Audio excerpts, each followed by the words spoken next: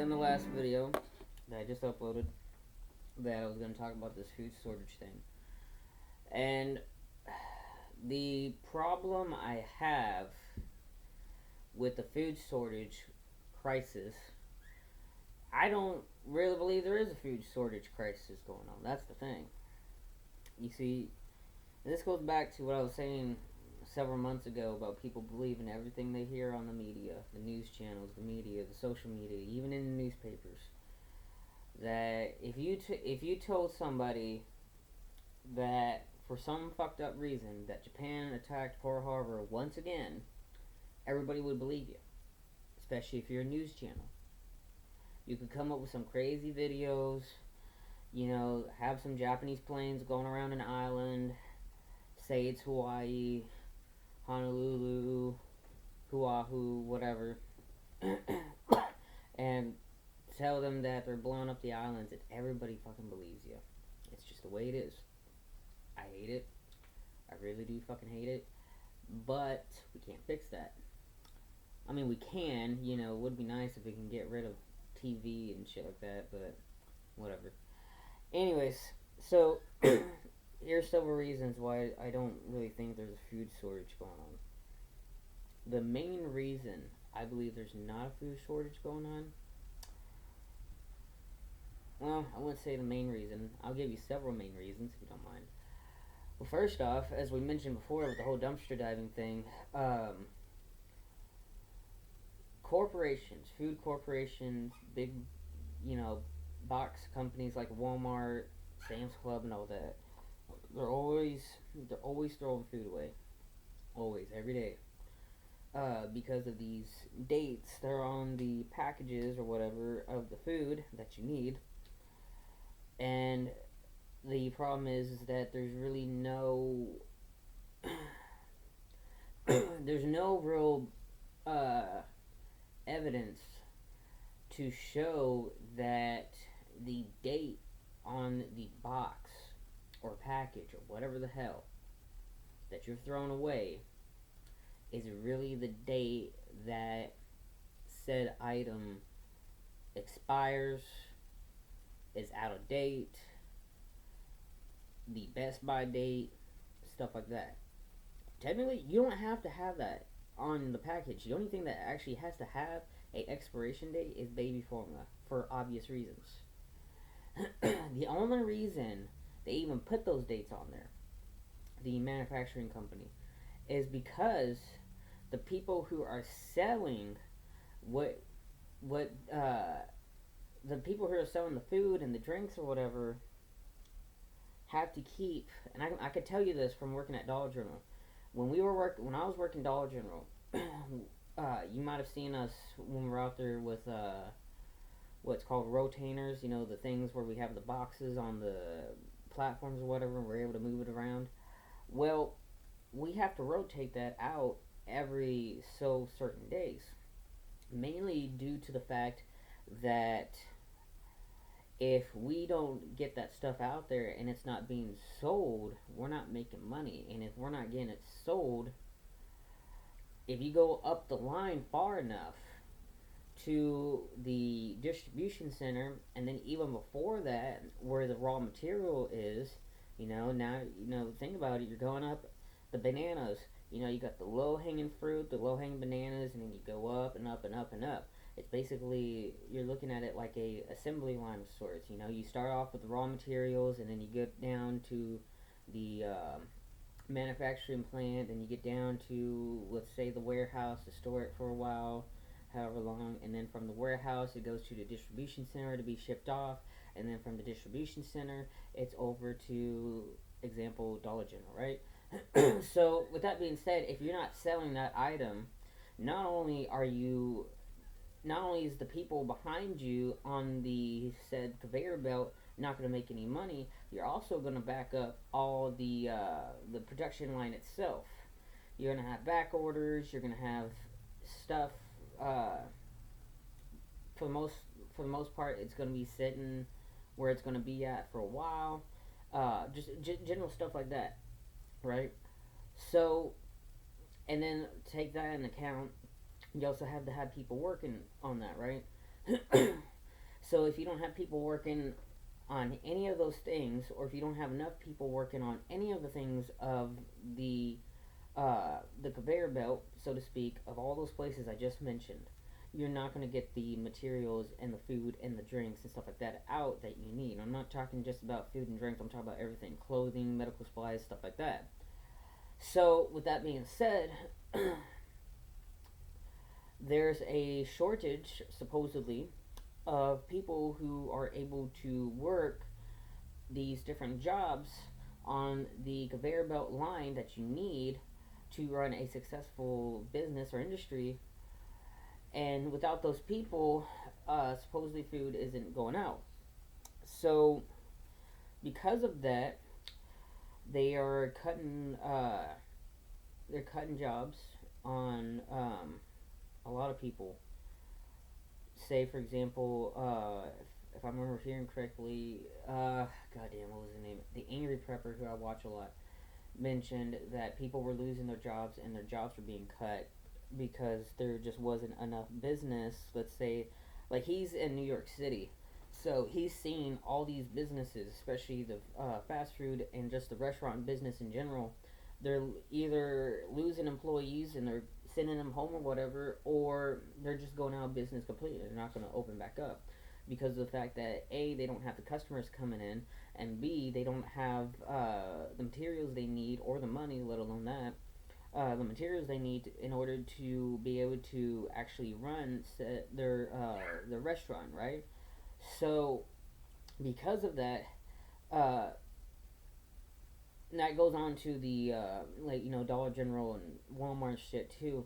Because of that, people are thinking that there is a food shortage because not as much food is coming out like they think. Well, there's still food. There's just not people who can actually bring the food to where you want to get it. See what I mean? So the other problem with it is the fact that when this whole pandemic started up, supposedly I could probably be thinking of this wrong.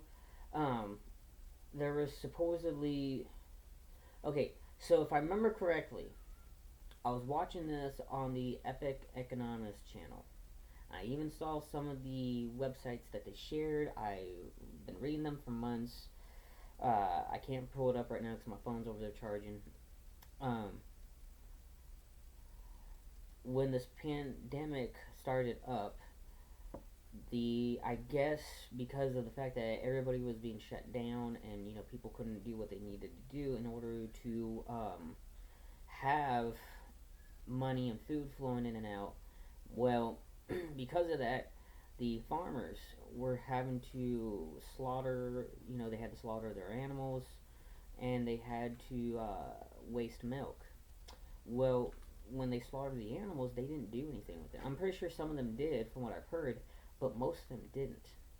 When they and it's the same stuff with the milk and the eggs and stuff like that. They basically wasted all this food because everybody believed, again, what the media and the government was telling them. So because of that, in a sense, you do have a food shortage because of the fact that you have people who are believing everything they hear and everything they see. And in response to that, for example, as I just mentioned, they are slaughtering the animals and doing nothing with the meat they slaughtered. They completely wasted all this milk and just poured this milk everywhere. Basically, again, they poured all this milk and wasted it. They shattered all these eggs because they weren't going to make a profit off of it. And you see, that's another problem. Money is a big factor of this because of the fact that everybody is more worried about money, and I can understand why. Because of that, they decided that, well, if we're not making money off of it, then nobody's going to be able to have food, which is complete bullshit, if you ask me. Complete bullshit. Uh, it doesn't really make sense to me why food always comes before money. Now, granted, I could say this as a hobo, being on the road for so many years. If I was hungry enough and I knew a farmer was getting rid of his animals and the eggs and the products and such, I would actually work. for what he's thrown away, which I've done before. I've done that plenty of times. So again, to me, it just doesn't make sense why we had to waste so much food in response to something we technically don't even have proof actually exists. And you could tell me my mother or my friend or whoever came down with this sickness and they said it was the coronavirus. You could tell me all of that. But I could tell you that just a couple weeks ago I was sick out of my mind with a flaming headache, hell, maybe a migraine, and I had the worst stomach ache you could imagine. I'm not going to go any farther on that detail. I was so fucked up, and then 2 days later, I was fine. Same, some hell, half of that was the same symptoms of the coronavirus. But I'm still alive. So, anyways, so I said I was gonna think of ways we can actually fix this food pandemic, food crisis going on, right? Well, obviously, I've already mentioned in the last video about the gardens. I believe that every household, especially ones where they're actually living in houses, not apartments, but every household. Excuse me. Ugh, sorry. Anyways, every household, in my opinion, needs to have at least a garden with several variety of foods and plants that they can eat. I also believe that we should at least have a couple of chickens.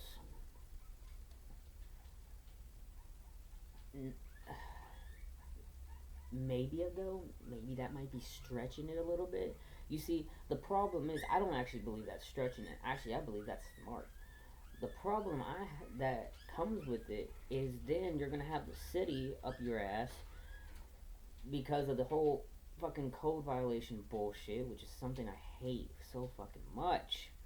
And then you're also gonna have crazy neighbors. I was just watching a chicken documentary a couple of days ago, and there's a guy who's raising like a ton of roosters out in a rural area, like miles away from town, and his neighbors around him who don't have any animals whatsoever were annoyed, and they eventually were able to get where he couldn't have none other than 5 chickens or 5 roosters or whatever on his property.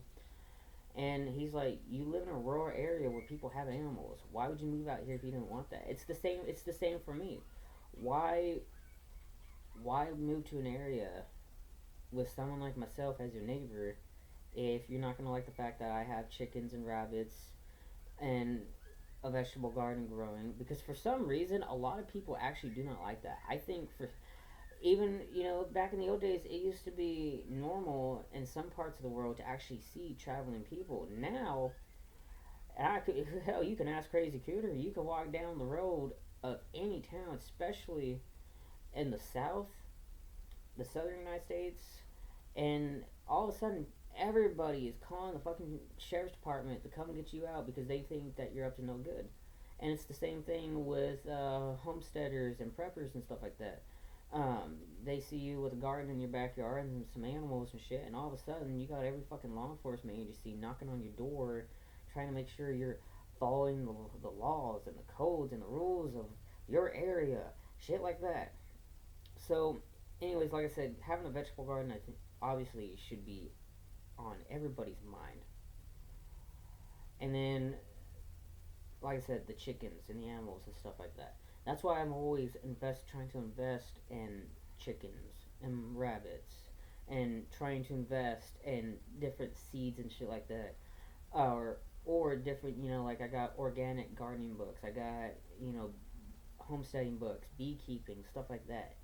If you actually try to invest your time into the knowledge and the know-how of being able to actually grow your food and not even have to leave the house, you're fine. You won't even have to worry about this so-called food crisis.